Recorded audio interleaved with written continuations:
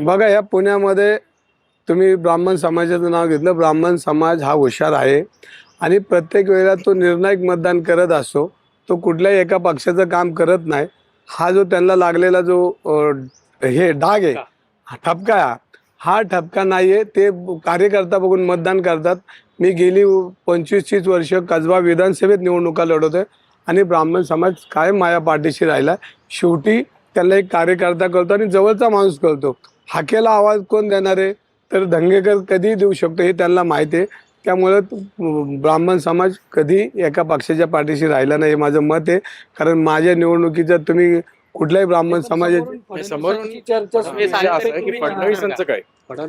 मी म्हणतो फडणवीस नाही, फडणवीसपेक्षा अजून कोण वरचे असले तरी उद्या निवडणूक लढवायची. कारण डॉक्टर बाबासाहेब आंबेडकरांनी संविधान दिले आणि लोकशाहीमध्ये कोणालाही कुठं लढता येतं. रवी दंगेकर हा कार्यकर्ता आहे, तो लढायला तयार आहे आणि कोणी आलं तरी त्याला निवडणूक जर पार्टीने सांगितलं तर तो लढणारच आहे.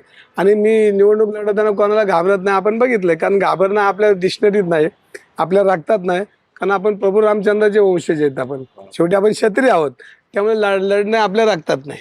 दंगेकर माझे चांगले मित्र आहेत आणि व्यक्तिमत्व पण चांगले, परंतु ही निवडणूक लोकसभेची, विधानसभेची निवडणुकीत दंगेकर निवडून आलेत. त्यांचं त्या विधानसभेमध्ये काम होतं. गेले 25 वर्ष त्याच विधानसभेत त्यांचं काम होतं. 2-3 निवडणुका जिंकल्याचं आमच्याकडनं काही चुका झाल्या असतील. दंगेकर जिंकले आणि रासने हारले, हे मी मागच्या वेळेस सांगितलं होतं. भारतीय जनता पक्ष हारलेला नाही किंवा काँग्रेस जिंकलेलं नाही.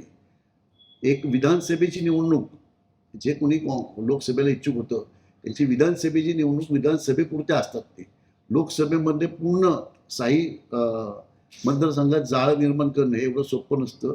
दंगेकर मी ऐकलं की देवेंद्र फडणवीस येऊ द्या म्हटले. देवेंद्र फडणवीस यायची गरज नाही आहे.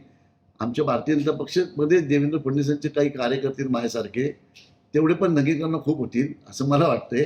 त्यामुळे दंगेकरने असं कुठल्या मोठ्या नेत्याचं नाव घेऊन बोलावं अशी मला वाटत नाही. आणि ते कसे बोलले आश्चर्य आहे की संयमी नेतृत्व आहे दंगेकर आहे. कसब्यात चांगलं काम आहे त्यांचं, परंतु ते विधानसभेपुरते ठीक आहेत असं मला वाटतं.